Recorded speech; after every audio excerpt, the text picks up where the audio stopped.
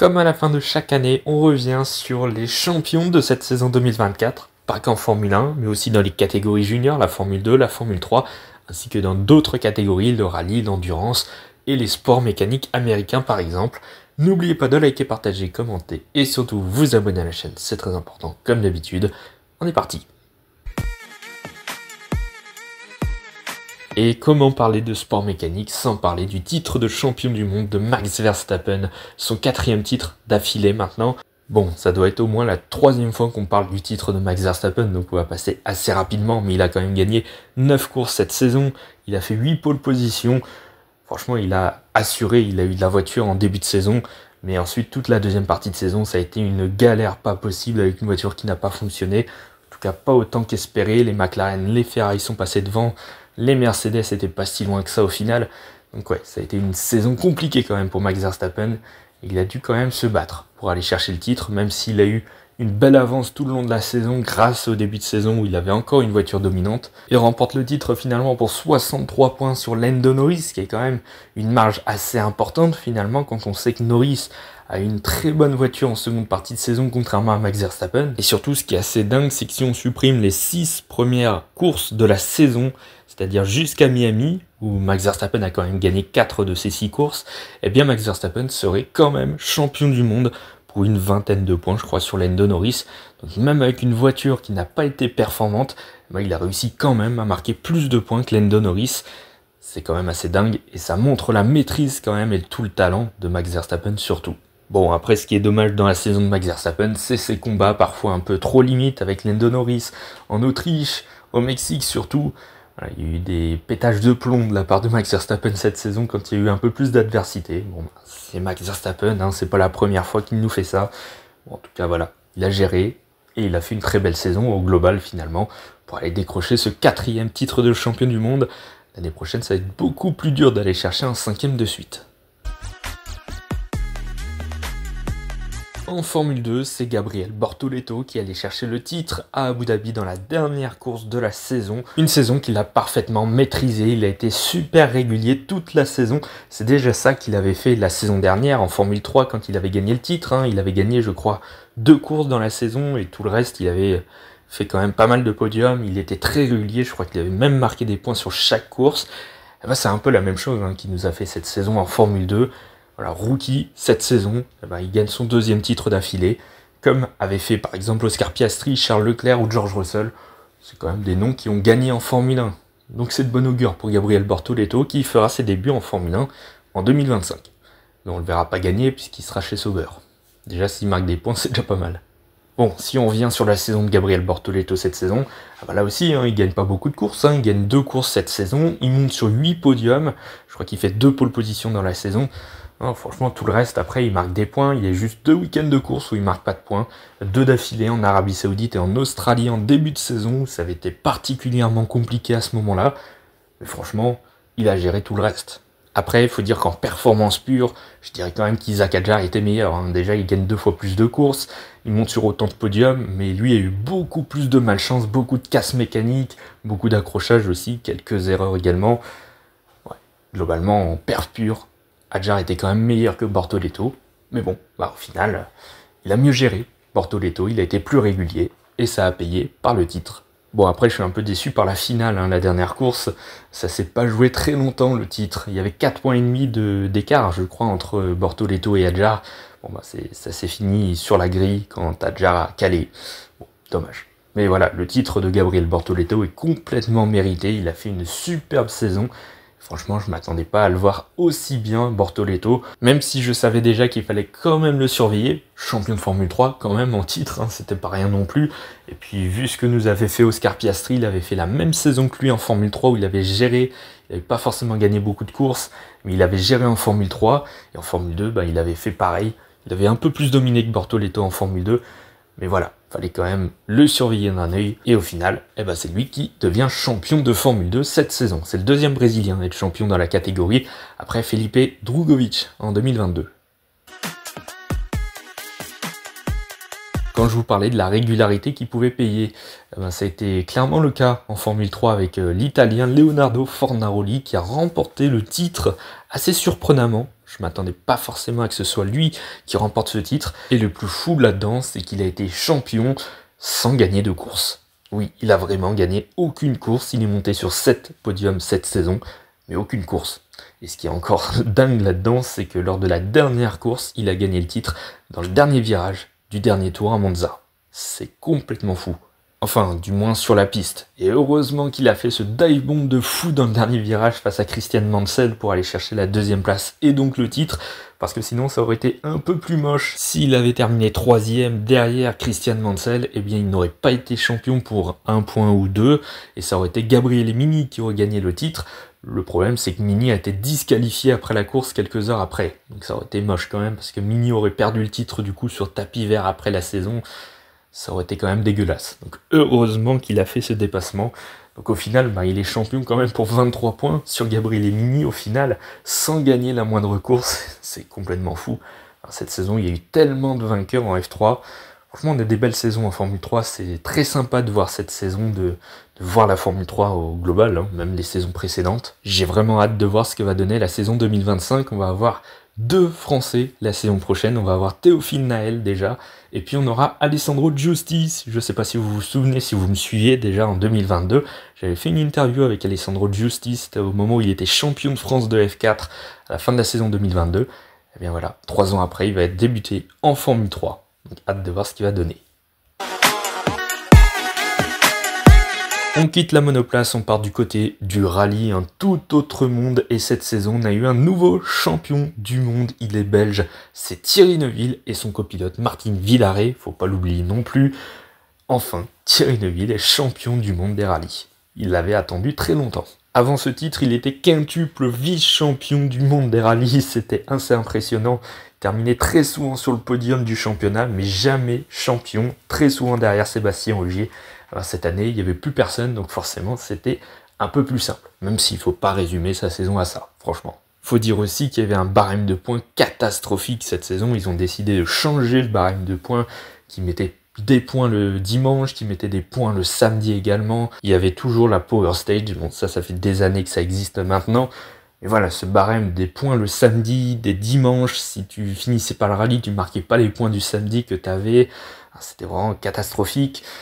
Donc ça a profité finalement à Thierry Neuville, hein, parce qu'il a magnifiquement profité de ce barème de points. Le dimanche, il a été très compétitif pour aller chercher 7 points quand même, ce qui est quand même beaucoup de points. L'année prochaine, ils vont changer le barème encore une fois. Il y aura moins de points le dimanche, un peu plus le samedi, je crois, de mémoire. Mais de toute manière, il fallait faire quelque chose. Ce barème est catastrophique cette saison. Pour moi, Thierry Neuville, il a remporté 2 rallyes cette saison. Il a remporté le rallye Monte-Carlo quand même en tout début d'année. Et puis un peu plus tard, vers la fin de saison, il a remporté le rallye de Grèce, le rallye d'Acropole plus exactement. Il est monté sur 6 podiums au total au général. Maintenant les podiums cette saison, les podiums et les victoires d'ailleurs, ça ne voulait quasiment plus rien dire au final cette saison. On a plus retenu le nombre de points marqués par week-end. Parce que des fois, le 2e ou le 3e du rallye pouvait marquer plus de points que le vainqueur. Voilà, la logique du rallye cette saison. Enfin bref, Thierry Neuville a fait une superbe saison quand même. Hein. Il était face à Elfyn Evans, face à Roy Tanak, et même à un moment donné, il y avait Sébastien Ogier qui jouait le titre. Oui, il était à temps partiel, mais il jouait quand même le titre, Sébastien Ogier. Bon, au final, voilà, Thierry Neuville, il a mené le championnat de bout en bout, de Monte-Carlo jusqu'au dernier rallye au Japon. Il a tout le temps mené le championnat. Au final, il est champion du monde pour 32 points sur Elfyn Evans. Evans qui est un petit peu l'invité surprise, hein, qui n'a pas forcément été très présent cette saison, mais lors du dernier rallye, il s'est imposé. Il a dépassé Roy Tanak, le coéquipier de Thierry Neuville. Et donc, pour la 4e fois, Elfyn Evans est vice-champion des rallyes. On tient un nouveau Thierry Neuville. Il a été champion du monde, mais on tient un nouveau full leader du rallye. On avait Thierry Neuville, on a maintenant Elfyn Evans qui collectionne les 2e places au général. On prend la direction du WEC maintenant du côté des prototypes, le championnat du monde d'endurance qui vit son âge d'or actuellement depuis la saison dernière. Énormément de constructeurs présents, énormément de constructeurs compétitifs. La saison n'a jamais été aussi serrée que cette année. Et cette saison, pour la première fois depuis 2017, ce n'est pas Toyota qui est champion.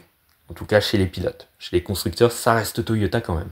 Et oui, c'est le trio de la Porsche Penske numéro 6, Kevin Estre, André Le Terreur et Lorenz Vanthoor qui ont été champions cette saison chez les pilotes et assez haut la main finalement. Ils sont champions avec 37 points d'avance sur le trio de chez Ferrari.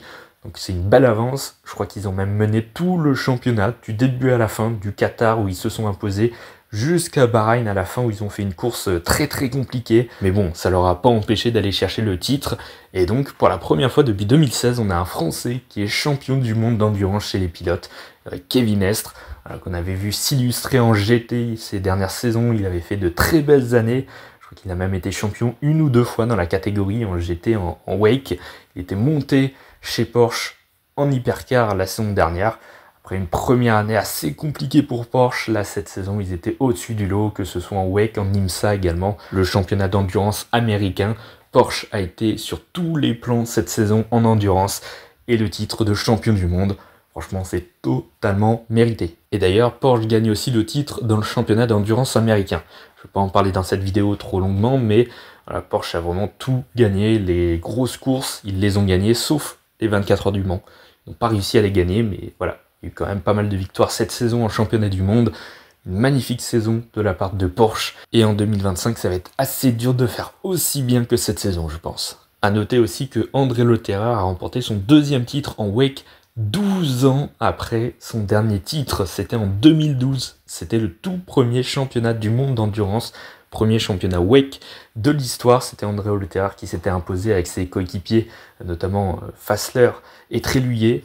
Donc voilà, il aura gagné le tout premier championnat du monde de wake et ce qui devrait être son dernier championnat du monde d'endurance en 2024 puisque l'an prochain il ne sera plus en endurance. Il a un excellent palmarès quand même en endurance, André Lotterer. Il a gagné plusieurs fois les 24 heures du Mans, il a donc gagné 2 fois le championnat du monde d'endurance, 2 fois avec Porsche. Franchement, c'est un superbe palmarès.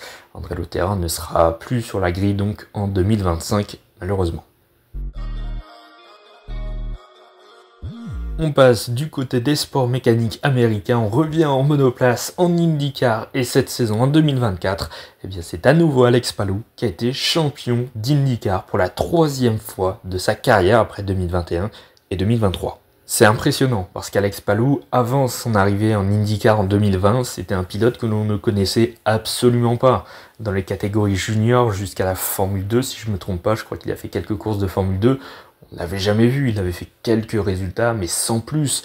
Il était arrivé en IndyCar, franchement, on ne s'attendait pas du tout à ce qu'il ait une telle carrière dans la catégorie, avec l'équipe Chip Ganassi, qui est quand même une excellente équipe, mais quand même, franchement, ce que fait Alex Palou en ce moment, c'est quand même assez impressionnant. Il avait gagné son premier titre lors de sa 2e année en IndyCar, et là, il enchaîne 2 titres d'affilée.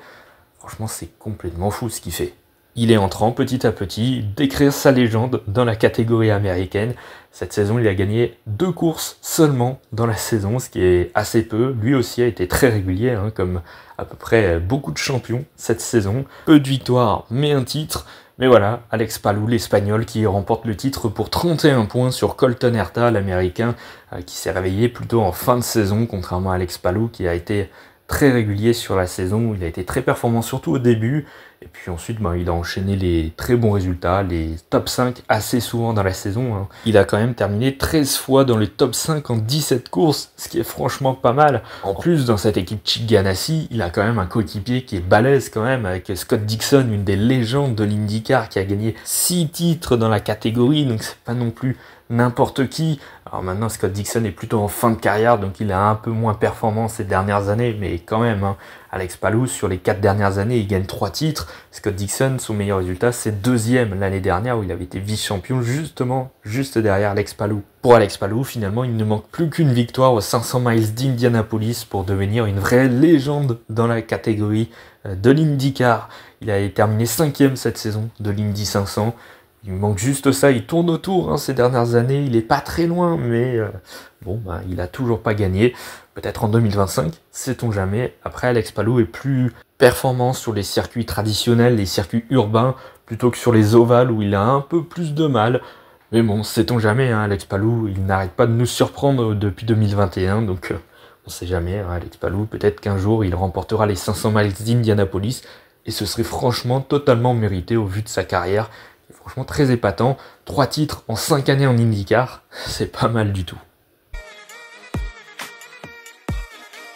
Et on termine par la NASCAR avec le champion Joey Logano qui a remporté son 3e titre après ceux obtenus en 2018 et 2020. Un titre assez particulier quand même cette saison. Alors si vous ne connaissez pas la NASCAR, c'est assez particulier le système. On a une saison régulière sur la moitié des manches de la saison, donc 18 manches pour se qualifier. Et ensuite, c'est des playoffs. Donc c'est comme au foot, on a les huitièmes de finale, les quarts de finale, les demi-finales et la finale lors de la dernière course à Phoenix.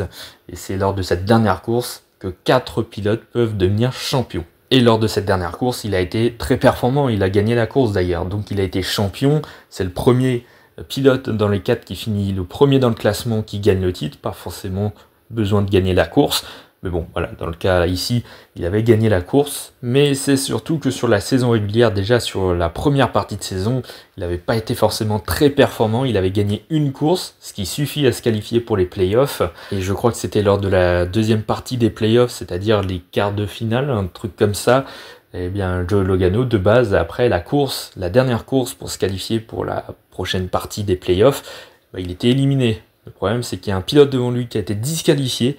Du coup, il est remonté dans les playoffs et il a pu donc continuer jusqu'au titre. Donc c'était assez particulier, surtout que le pilote qui avait été disqualifié devant, ça avait fait assez polémique au final. Donc bon, Joey Logano a continué dans les playoffs et il en a totalement profité pour aller gagner la dernière course, gagner le titre, parce qu'il gagne une seule course sur les 26 premières de la saison. Et il en gagne 3 sur les 10 dernières quand même. Donc il a été très performant là où ça compte finalement dans les playoffs. Donc il a profité du système. Écoutez, ça se passe comme ça depuis plusieurs années maintenant en NASCAR. Il en a profité, il a gagné le titre grâce à ce système de playoffs. Ça n'a pas forcément été le meilleur pilote sur la saison.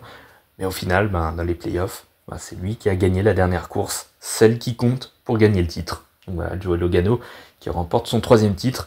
Il gagne toutes les années paires. 2018, 2020, 2024. Et d'ailleurs, à chaque fois, il est dans les playoffs en finale toutes les années paires. 2024, 2022, il avait été en playoff, mais il n'avait pas gagné le titre. 2020, il avait gagné le titre. 2018, il avait gagné le titre. Je crois que 2016, peut-être aussi 2014, il était en playoff. Les années paires, ça lui réussit. Donc l'année prochaine, normalement, on ne doit pas le voir en finale, selon la statistique. Bon, en tout cas, voilà, c'est la fin de cette vidéo. Merci d'avoir écouté jusque-là. N'oubliez pas de liker, partager, commenter et surtout vous abonner à la chaîne. C'est très important. Si vous voulez que je rajoute d'autres catégories l'année prochaine dans les titres de la saison 2025, vous pouvez me le dire. Je n'ai pas parlé de tout.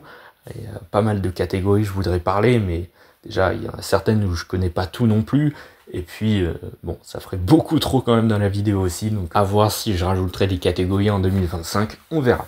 Bref, nous on se retrouve dès demain parce qu'on va parler des titres cette fois-ci en moto, MotoGP, Moto2, Moto3 et le Superbike également que je rajoute cette saison. Donc voilà, on se retrouve demain pour la moto. À demain.